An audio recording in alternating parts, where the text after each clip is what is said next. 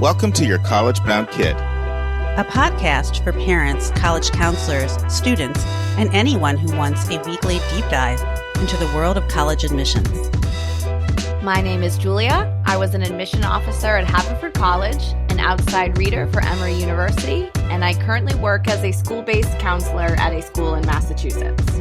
I'm Lisa, and I'm a clinical psychologist and college counselor. I have a daughter in college, a daughter in high school, and a son in middle school. After 30 years in Chicago, we recently moved to North Carolina. My name is Mark. I'm a college coach in Atlanta and the parent of two daughters. Karis, a graduate of Davidson College, and she is the founder of the Spanish tutoring company, SpanishHelpToday.com. And Joy is a wellness coach at the Keenan Flagler Business School at the University of North Carolina in Chapel Hill. And I'm so blessed to be able to work alongside both my beautiful daughters at School Match for You, a college counseling firm that I founded in 2010. Good afternoon, friends. I'm very excited today. I love traveling. Love traveling. Travel season was my absolute favorite when I did admissions.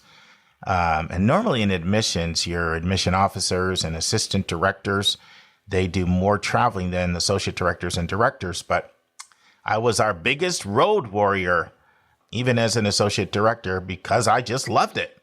But someone was so on point when they coined the term home sweet home. It is good to be back after 9 days in South Carolina. And I'm really fired up about today's episode. I think we've got a good episode for you guys. So I'm going to continue my series on what I'm calling missed opportunities. I can't tell you how many more installments you're going to get because I keep thinking about new missed opportunities. So I keep adding more to this series. But the one I want to focus on today is the missed opportunity of not talking to your student about money, moolah, when it comes to paying for college. Then we're going to transition to a brand new interview that I am on cloud nine about. So Lynda interviews Colonel Robert Kirkland. If that sounds familiar, yes, he's a repeat guest, but this time he's talking about the service academies. And I'm pumped up about this interview because I just edited about 7 hours ago. And I thought Lynda asked outstanding questions, and Colonel Kirkland knows his stuff. Friends, I'm someone who believes in outsourcing. I believe in letting pros do what pros do best. And so when it comes to the topic of international admissions, I don't fool around with that because I don't have the expertise. I'm like, Kev, somebody needs your help. If somebody asks me a question about West Point or the Naval Academy, or Merchant Marines, or the Air Force, I'm going to say, Rob Kirkland's your guy. Now, I didn't say the Coastal Academy on there because we already did a podcast on the Coastal Academy about maybe 6 years ago. It's one of our very first episodes. I've got a great contact for that, for you guys. We just haven't done a lot of placement with service academies. I worked at a Quaker school. In the 9 years I was there with Susan, not a single person attended one of the service academies. And I remember, Susan and I kept in touch after I left. And I remember her reaching out to me, saying, Mark, we're getting some interest in the service academies, but it was just rare for us. And then when I was at KIPP, we didn't have anybody really go to the service academies. I would look at some of the other boarding schools around us, like Petty, which is a boarding school in Hightstown, New Jersey, about 70 miles away. Lawrenceville, Princeton, New Jersey, same thing, about 70, 75 miles away. And they would have a lot of kids on their college list going to service academies. But we never did. And so I just never really, gained mastery of that. But I love it when I can find someone who knows things I don't know. And when I edited this interview, I learned so many things. I can't remember editing an interview and learning so much about an important topic. But before we dive into today's episode, I want to announce that the webinar about how admission officers evaluate homeschooled applicants with two college admission specialists, Dr. Michelle Evard and Holly Ramsey, and Liam Daly, who homeschooled himself and works in homeschool admission for Beloit College. It's only 22 days away, and that's if you're listening on Monday. If you're listening after Monday, it's less than 22 days away. So July 16th, Tuesday, 8:30 Eastern, 7:30 Central, 6:30 Mountain, 5:30 Pacific. You're going to want to sign up for that. And 3 weeks after that, Matt Carpenter is on for a webinar That's Tuesday, August 6th. He will take the first 30 minutes to answer all your questions about paying for college. And then I've asked him to take the last 30 minutes to explain how College Aid Pro can help families to really get an estimate as to what you can expect a college will charge you. And it's so helpful to be able to know that in advance so you can factor financial fit into the equation as you look at colleges. So to sign up for both of these webinars, just go to yourcollegeboundkid.com/events. You can't miss it. It's like big neon lights. It'll hit you right in the face. You can't miss it if you hit the events page. Now, last week I said Safari isn't working for interviews because we had a couple listeners tell us, and even our webmaster fooled around and said we're having problems with Safari. But I want you to listen to a message that came in this week. Hey, Mark, you said today on the episode that you couldn't listen to your interviews on Safari from the website on Safari, but that's not true. I just went to your YCBK 422, what you need to know about the ACT and SAT, and I can click play and I am in Safari. So wanted to let you know. Thanks. Bye. So I'm no techie. The best I can say is you may have problems with Safari and you may not. It's the best I can do. Speaking about money, let's transition because I'm going to share with you 50 questions. That's right, 50 questions parents and students need to discuss when it comes to paying for college. And there's actually more than this. I just sat down for an hour and I just brainstormed and these 50 popped in my head. So if you're thinking, well, we don't need to talk about paying for college because I've saved for that already. I've got a 529 plan or I've got a grandparent paying or something like that. You still need to talk to your student about paying for college. And I think when you hear these 50 questions, I think you will agree there's nobody exempt from needing to go through the questions.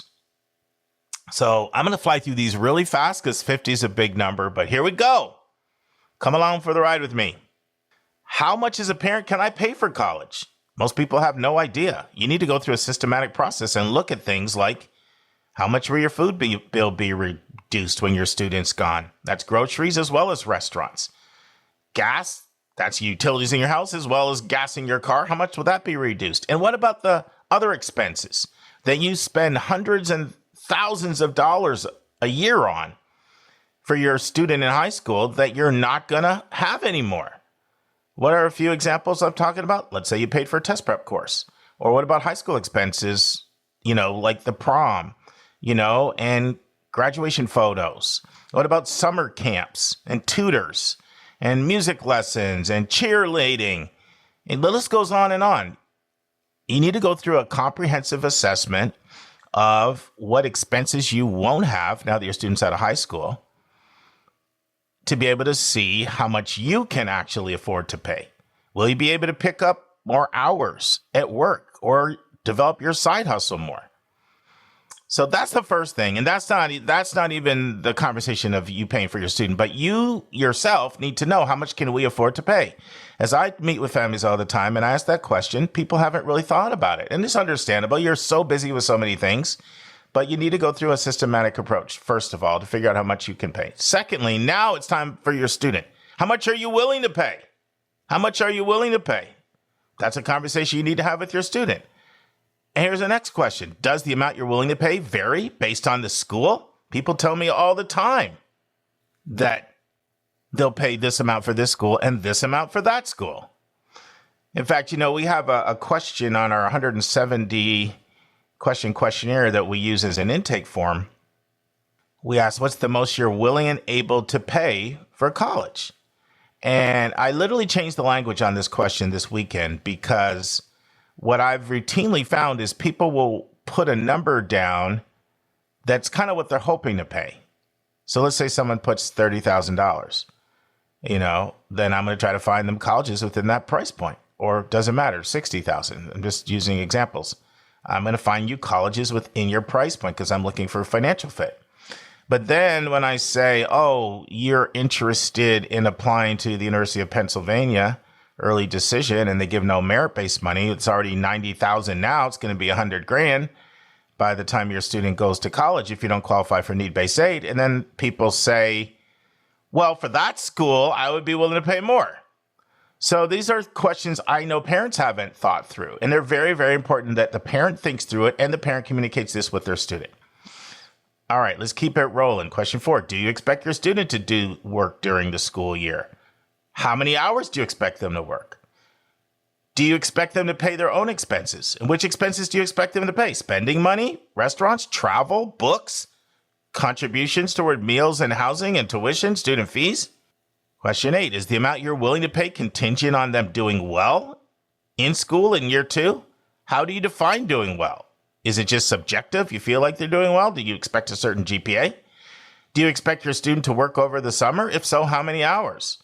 And how much of the summer earnings do you expect to go to pay for college?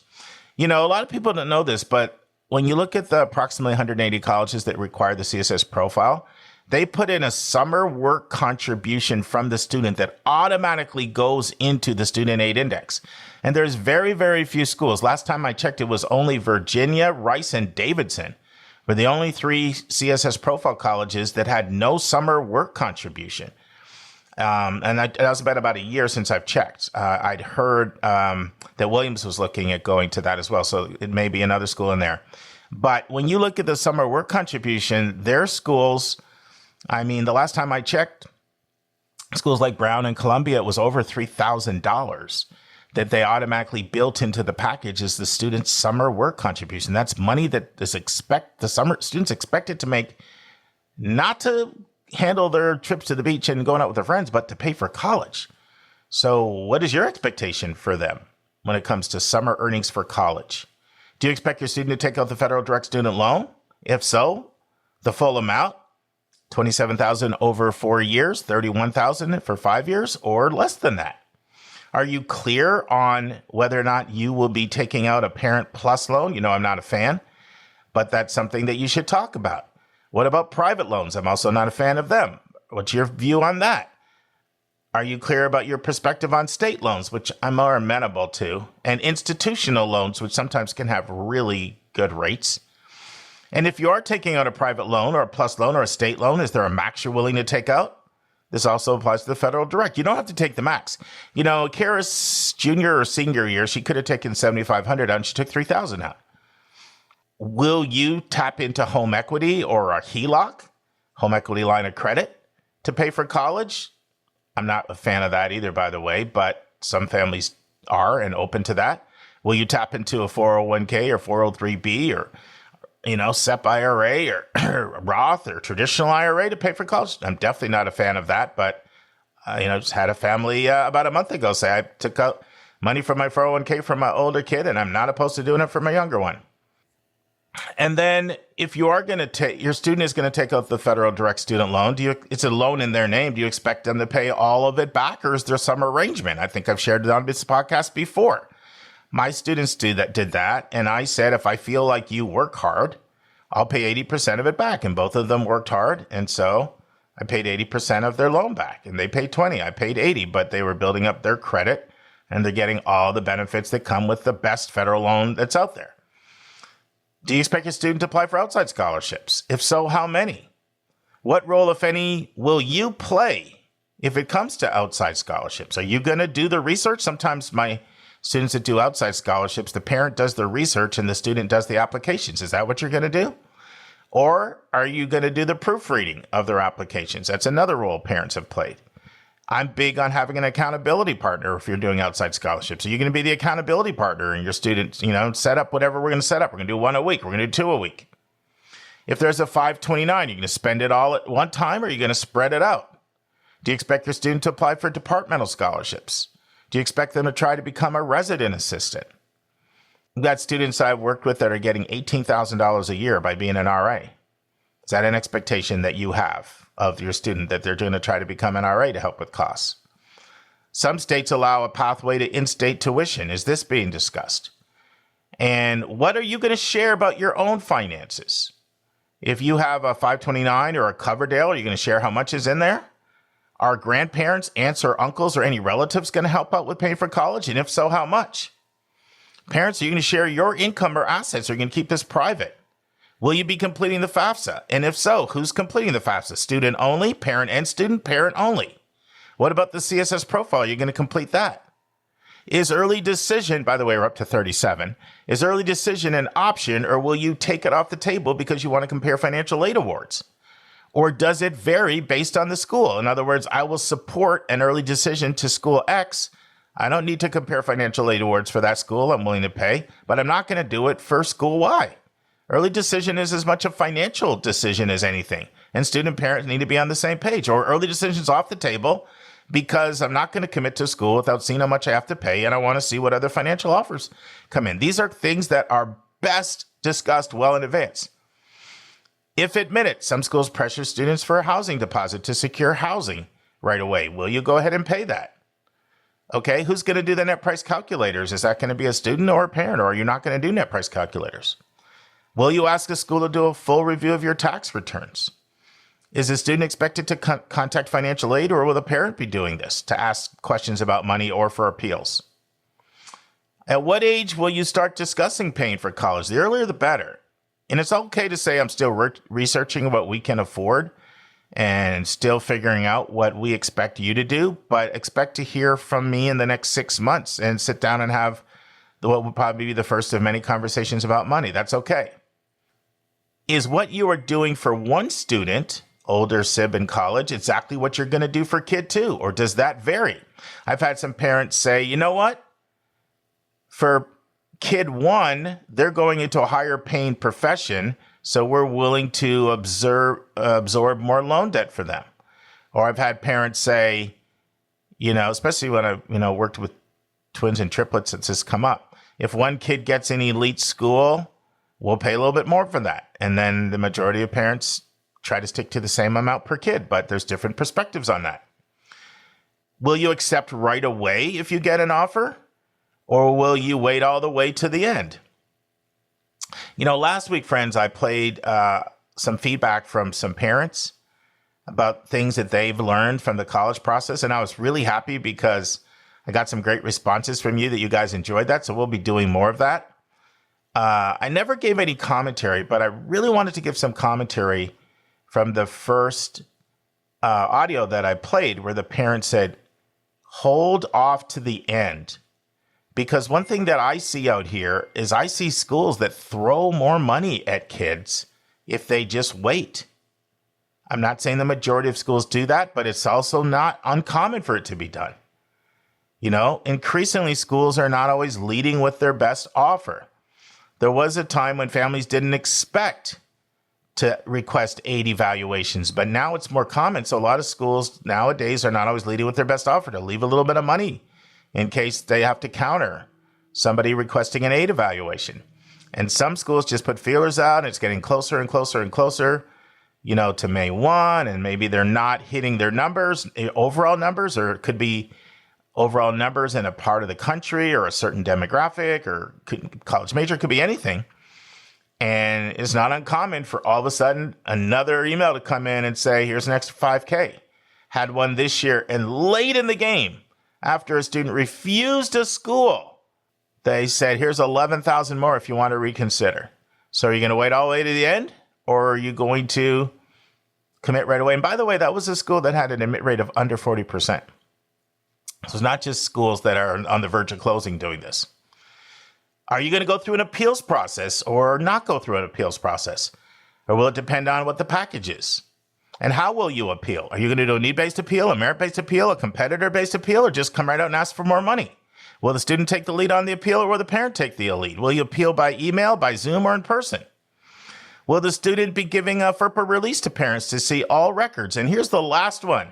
I'm going to share a story with you on this one. So, friends, several members on the counseling team I work with, the School Match for You, are on this podcast, but not everybody is.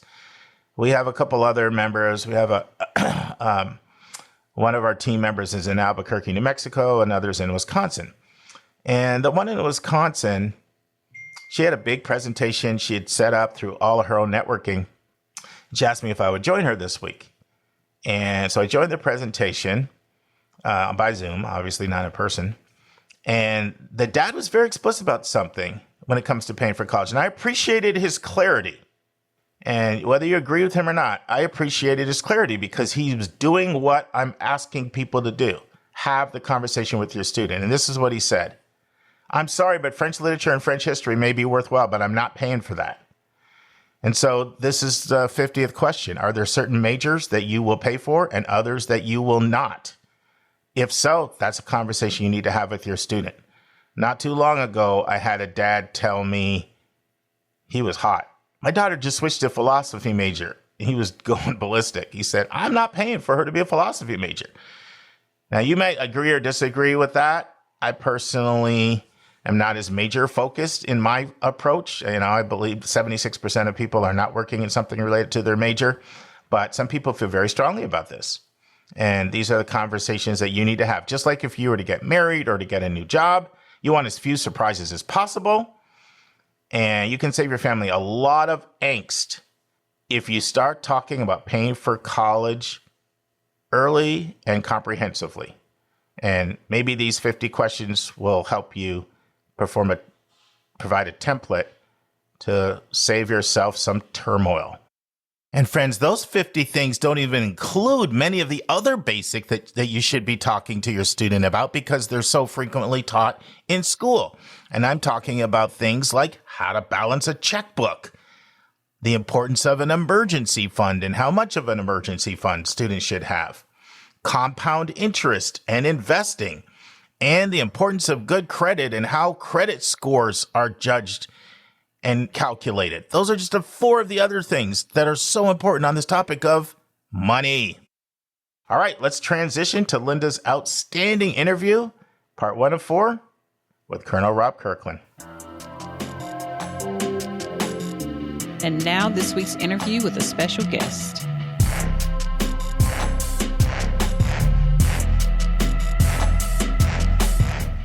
Friends, Rob was on our podcast in August of 2019, but I interviewed him in June of 2019, so exactly 5 years ago. In that interview, Rob taught us how to get a ROTC scholarship.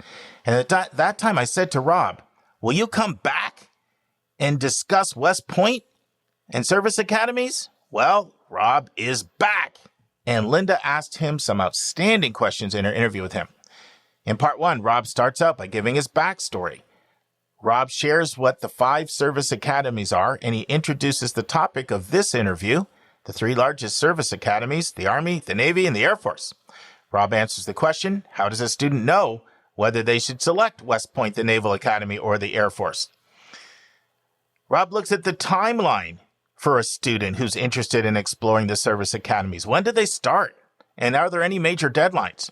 Rob talks about how the process works to get the required congressional nomination. That is going to be a requirement for West Point, the Naval Academy, and the Air Force. Rob explains why the process of getting a congressional nomination should not be as daunting for the applicant as the rumor mill tells you it is. And Rob explains whether a student can apply to multiple service academies in the same year. Listen and enjoy. Lynda with Your College Bound Kid, and I'm excited to talk today with retired Lieutenant Colonel Robert Kirkland, who is an expert on military admissions. And I should mention, this is his second stint as a YCBK guest, and his interview, his first one was on ROTC scholarships, and that was interview number 45. And personally, I was very grateful for that because my nephew just graduated with an ROTC scholarship at University of Arkansas. But because it has been a while, Rob, would you please provide us a brief overview of your career and how you came to work with students on Service Academy admissions? Sure. Yeah. So I graduated from the United States Military Academy, West Point, in the late 1980s and served a career in the United States Army over 26 years. And that included time as a professor of history at West Point. And then later on in my military career, being the head of Army ROTC, first at Claremont McKenna College, and then right before I retired at the University of Southern California. So my experience, is both in service academies, both being a student there and then teaching there, and then also with ROTCs later on in my career. And so, the reasons why I came to, the working with Service Academy, first of all, working with ROTC people to begin with, was that after I retired in 2013, I realized that there was, when students would come to me and for their interview, which was a key part of the ROTC interview, I realized that they really weren't very well prepared for the interview, and that with some coaching and preparation, they would probably have had a better chance of winning a scholarship. So after I retired, I decided to start kind of coaching ROTC scholarship candidates in high school and to improve their chances of winning an ROTC scholarship. And so several years into that journey with ROTC, then the same parents I was working with ROTC asked if I could start coaching their son or daughter with Service Academy application. And so that eventually happened, where I then, started doing more research on admissions to service academies. I was a graduate and taught there myself, so I had, knowledge of the process in general. And so after I felt like I had, mastery of all the ins and outs of admission, then I started taking on clients to help them with service academies also. So that's sort of the genesis of the kind of consulting I've been doing over the past 10 years. Got it. Well, I want to talk today about the three service academies, West Point, Annapolis, and Air Force, but I want to start really basic. Can you kind of give us an overview of what they are and what role do they play in the various military branches? Right. So there's three, kind of larger service academies. So there's actually 5 service academies. You have the United States Military Academy, West Point, which is Army, at the Air Force Academy, which is, for the Air Force, the Naval Academy at Annapolis, Maryland, for the Naval Academy. Then you also have the Coast Guard Academy in Connecticut and the Merchant Marine Academy in Kings Point, New York. So, but for today's session, we'll talk about the 3 kind of larger service academies that involve the Army, Navy, Air Force, and Marine Corps mainly. And so what the federal service academies are educational institutions that train people coming out of high school or people coming from the military service over a 4-year time period to get a bachelor degree in whatever discipline they major in, and then get the military training in order for them to commission as a second lieutenant or ensign in the military, in whatever military service they're going into.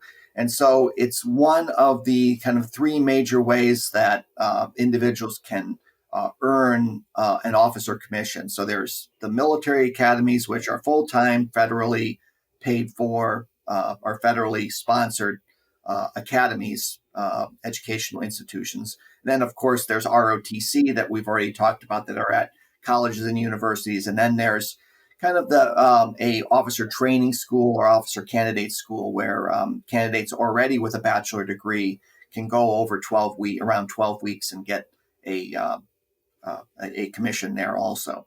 So, but the military academies are the ones that are full-time, federally sponsored institutions where the individuals are really full-time students at these academies.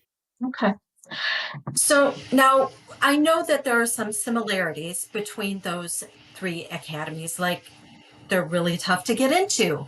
And I was looking at admit rates, and it seems they're hovering around maybe 9 to 14%, which is a tough admit. But what are some of the key differences between those 3 academies? beyond the obvious, one is a pipeline to the Navy, Air Force, or the Army. How does a student decide which one may be the best for them? Right. So the criteria for admission for the three service academies are very similar to each other. They're about as competitive as each other, but I would say that it really kind of hinges on what the candidate wants to do when they graduate and are commissioned as a officer in that particular service. So, obviously there's differences obviously between the three services. And I'll just talk about them in general. The Army obviously is our major land component force. They operate on the land. And so that's if you're obviously seasick or you don't want like to fly or things like that, maybe the Army might be the way for you to go. The Air Force, obviously, the air superiority, the key force that obviously controls our airspace. And so, if you're interested in flying or things like that, the Air Force would be probably the place for you to go. The Naval Academy kind of has three different components. You have a flying component with the Navy, but you also have a kind of a surface warfare fleet, where that means ships on the ocean, and then there's a submarine force also that's underneath the ocean. So I should say also the Army also has helicopters too, so they fly also. So it's really, you really got to take a look and kind of see, what you want to do, and what service seems to be the best fit for you. Like, for example, for me, I didn't particularly want to fly, and I didn't want to be on an ocean. I got seasick and things like that. So maybe that was, as a kid, I was, didn't particularly like the idea of being, on an ocean for 8 months out of the year or something like that. So the Army seemed to be a better fit for me in that regard. So you just got to take a look at the different services and see what makes the most sense. I should also mention that the Navy also has a Marine Corps, which is kind of a sea-based, kind of Army, as the best way to describe it. I don't think the Marines would like it if we forgot them. Yeah, that's exactly right. Yeah. So, and I don't think they particularly like it describing them as a sea-based Army. So, but the Marines are very, very particular, great folks, very, great part of that service. And so really, I mean, you got to do some research and figure out what would be the best fit for you. And there's just so many resources on the internet and YouTube. You go to the services websites and you can see, kind of what officers and other specialties do in the various, parts of our military. And then that will give you kind of a better idea also of which service may be the best fit for you. Okay. Now, the application process, I believe, is fairly similar, and it's arduous. Give us kind of a basic timeline. When is it ideal to begin the process? And frankly, when is it just too late? I mean, I'm thinking you can't decide the beginning of senior year that you want to go to West Point, but maybe I'm wrong. Right. So, there are hard deadlines for the academies in general. So the best time to kind of start would be in the kind of the holiday break between in your junior year of high school. So in that period of time, what happens is the academies open up what's sort of known as a pre-candidate questionnaire or pre-candidate application. So what you generally do is you fill out this application and put in your basic information. And then that gives the academies an idea that you're interested in being a part of the academy, and then they start sending you information. However, the application process doesn't begin in earnest until the summer between your junior and senior year, where you start filling out where the second part of the application, the major part of the application opens up, which is usually in the June or July time frame. And so then that is a major part of the application where you start, doing your, like a typical college application, where you start working on your essays, you get your transcripts together, you just do all the things that a typical college application would do. As far as like hard deadlines go, the biggest hard deadline is and the biggest difference between a service academy and a regular college or university would be getting a nomination, or basically a permission to compete for a admission to a service academy from your member of Congress. And so that would be usually your member of the House. You can also apply to state senators and even to the Vice President of the United States. And that deadline is usually in October. So if you don't make that October deadline in asking permission of your member of Congress to compete for an admission to a service academy, then generally you're too late. And so that's really, I think, the hardest deadline would be applying to your member of Congress and getting that nomination, or better way to describe it would be permission to compete for admission to a service academy. I think that is the piece that is kind of a black hole for a lot of people, how to get that nomination. And how does that work? Is it, you write a letter? Do you have to personally know your congressman or congresswoman? How does that process work? Yeah, so I think there's a misconception that you have to know your member of Congress in order to get a nomination, and so that's probably the farthest thing from the truth. That was sort of a throwback to the 19th century, where if you knew your member of Congress, you would be guaranteed a nomination or a admission to a service academy. The reality today is that, you go to your member of Congress's website. They have certain criteria or certain things that you have to fill out. So it would normally be, a basic application, you have one or two essays that you have to do, a couple of letters of recommendation, your transcripts, and SAT or ACT score. So very similar to what you probably would provide on your application for a service academy or to a college or admissions application. And so each member of Congress starting this year, has 15 nominations to give out for each service academy. So a nomination, it's important to understand what the nomination is. A nomination is permission that the member of Congress gives you permission or clears you to apply, or rather to be considered for a admission to a service academy, or what's known as an appointment.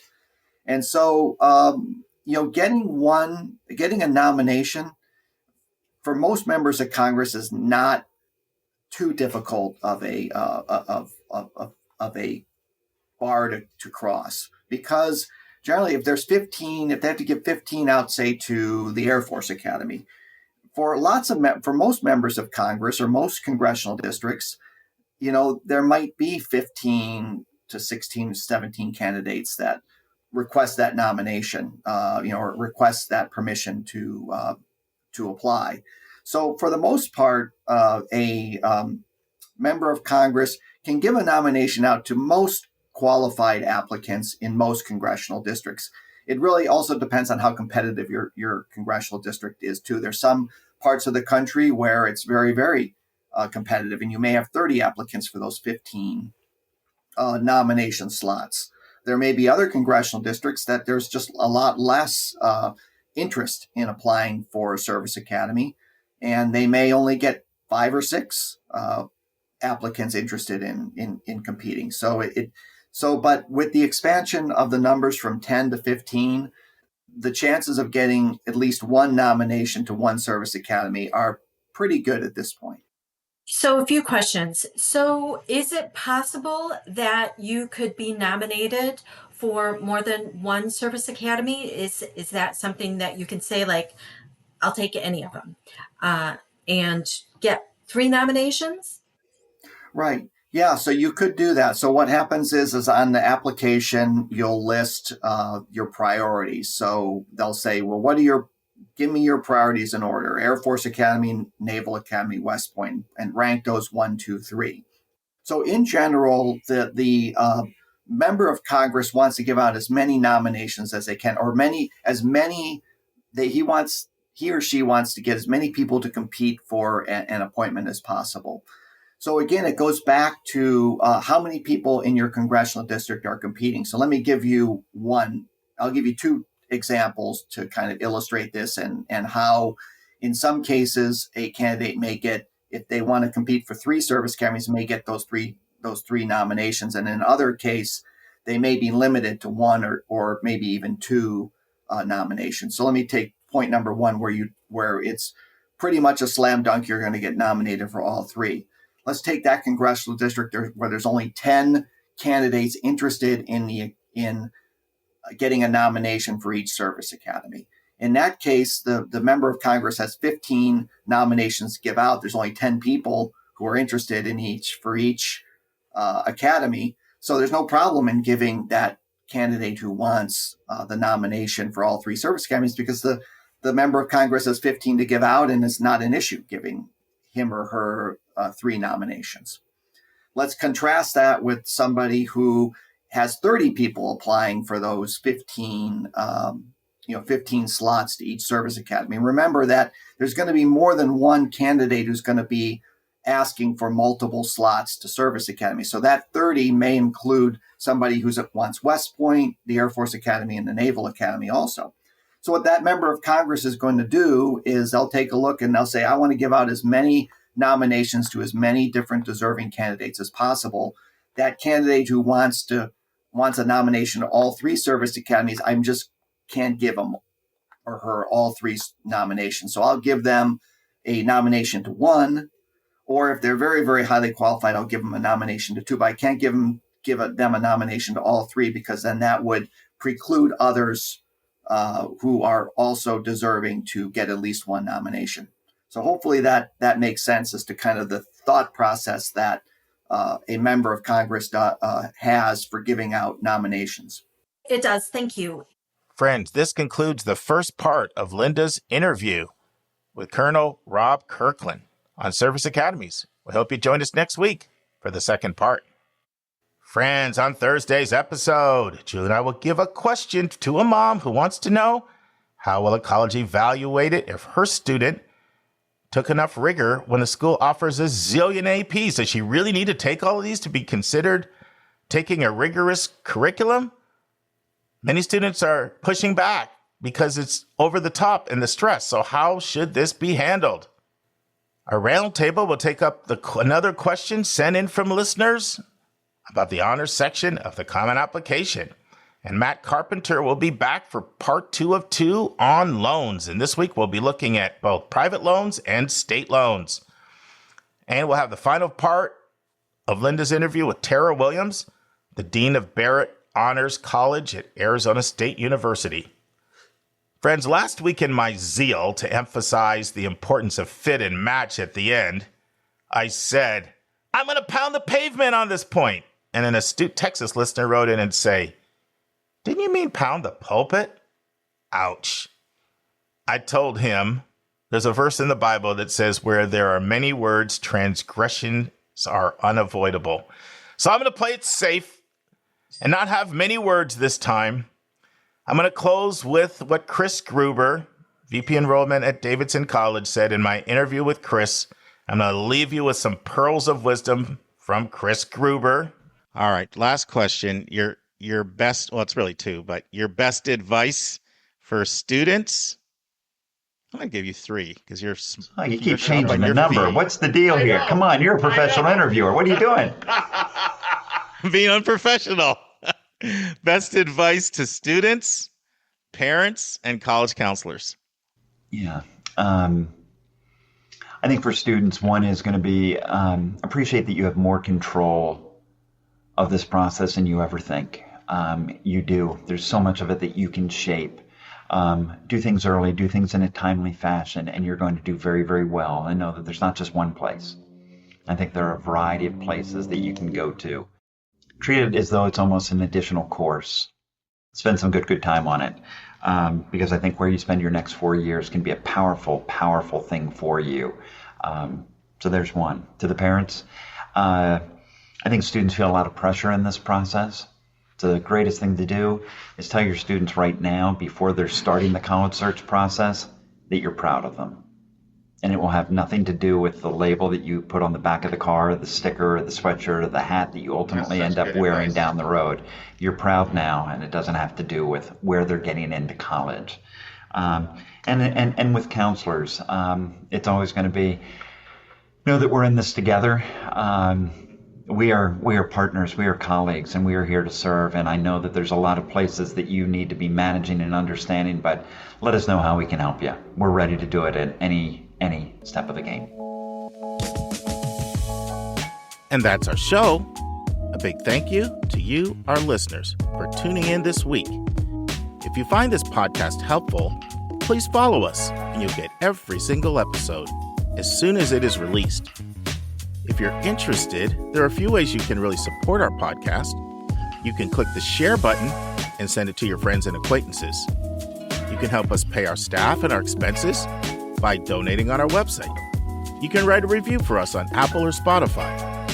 I'm the producer of the podcast, but we have a fantastic team of 15. Shout out to our co-host, Dr. Lisa Ruff, Dr. David Williams, Lynda Depker, Susan Tree, Vince Garcia, and Julia Esquivel. And to our substitute co-host, Sylvia Borgo. Our sensational sound engineer is Nemanja Motvich. Our amazing music is from Victor Allen Weeks. Marketing designs are from Kimberly Blass. Lily Parikh manages our Instagram.